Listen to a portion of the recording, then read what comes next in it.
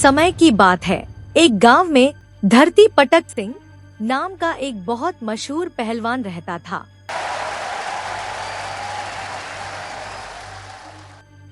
उसकी ताकत का डंका चारों दिशाओं में बजता था।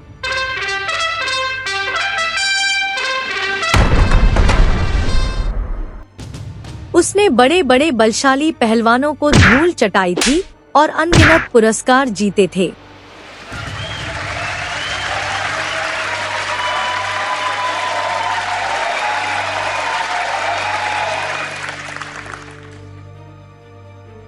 उसका नाम सुनकर अच्छे अच्छे सूरमाओं के पसीने छूट जाते थे।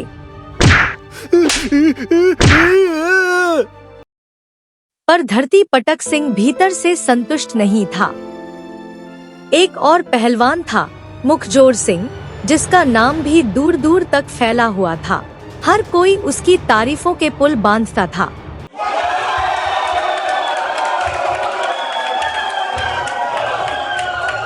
धरती पटक की एक ही इच्छा थी, मुखजोर सिंह को कुश्ती में हराना। पर सबसे हैरान करने वाली बात यह थी कि किसी ने कभी मुखजोर सिंह को कुश्ती लड़ते देखा ही नहीं था। एक दिन धरती पटक ने ठान ली, वह मुखजोर सिंह को खोजते खोजते उसके घर के सामने जा पहुंचा। वहां पहुंचकर उसने मुखजोर को ऊंची आवाज में कुश्ती के लिए ललकारा। अब असली बात तो ये थी कि मुखजोर सिंह कोई पहलवान था ही नहीं, वह तो बस अपनी झूठी डींगे हाँक कर ही मशहूर हुआ था। धरती पटक की आवाज सुनते ही मुखजोर डर के मारे पिछले दरवाजे से 9-2-11 हो गया।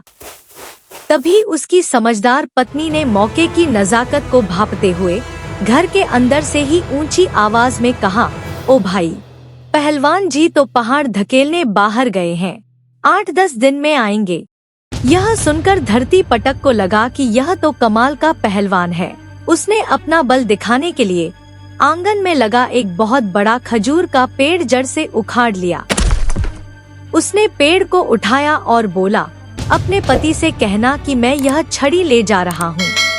मुखजोर की पत्नी ने बिना किसी डर के ऊंची आवाज में चिल्लाकर कहा, अरे पागल, मेरे पति की दातुन लेकर कहाँ भाग रहा है। पेड़ को दातुन कहते सुनकर धरती पटक की आंखें फटी रह गईं। उसे अपनी आंखों पर विश्वास नहीं हुआ, पर धरती पटक ने हिम्मत नहीं हारी। उसने फिर अपना बल दिखाने की सोची। उसने बाहर से जा रहे एक विशाल हाथी को उसकी सूंड से पकड़ा और उसे खींचते हुए मुखजोर के आंगन में पटक दिया। आंगन में हाथी को गिरा देखकर मुखजोर की पत्नी ने अपने बेटे का नाम पुकार कर कहा, बेटा, देख यह पागल आदमी कौन है जिसने हमारे आंगन में यह चूहा फेंक दिया है। ऐसा कर, इस चूहे को झाड़ू से बाहर कर दे। अब तो धरती पटक को पूरा यकीन हो गया कि मुखजोर सिंह से कुश्ती लड़ना उसके बस की बात नहीं। वह पूरी तरह से घबरा गया। यही सोचकर वह वहां से भाग खड़ा हुआ। कुछ देर बाद मुखजोर घर लौटा और जोर जोर से हंसते हुए बोला, कहाँ गया वह गप्पी। ऐसा है कि अध्यात्म के संसार में भी ऐसे ही एक से एक मुखजोर हैं। वे अपनी प्रशंसा में बड़ी बड़ी डींगे हाँकते हैं और माया को पटक देने वाले आत्मज्ञानी महापुरुषों का मजाक उड़ाना ही उनका एकमात्र पसंदीदा काम है। यह कहानी हमें सिखाती है कि सच्ची शक्ति दिखावे में नहीं, बल्कि वास्तविक सामर्थ्य और विनम्रता में होती है।